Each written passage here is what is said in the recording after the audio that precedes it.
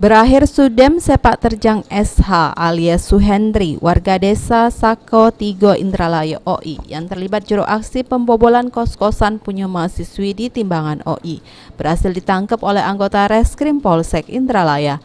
Tersangka yang berumur 33 tahun tersebut sudem sebanyak 7 kali melakukan aksi pembobolan kosan di Awanari dengan sasaran kosan mahasiswa yang lagi kuliah.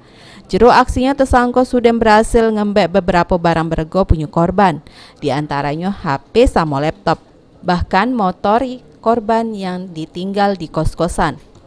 Menurut Kapolsek Indralaya AKP Helmi Ardiansa, SH Yola bandit yang selama ini cukup ngeresahkan warga, di mana setiap ngelaku ke aksinya tersangka tidak segan-segan melukai korban maki lading.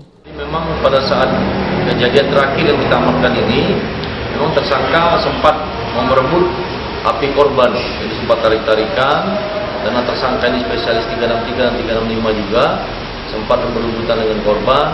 Kebetulan kami juga lagi melakukan patroli siang hari, ya, disitulah berhasil kita amankan tersangka berikut barang bukti. Buat nanggung jawab ke perbuatannya, SH ini dijebloskan oleh polisi juru tahanan Polsek Indralaya. Ahmad Romawi, PAL TV.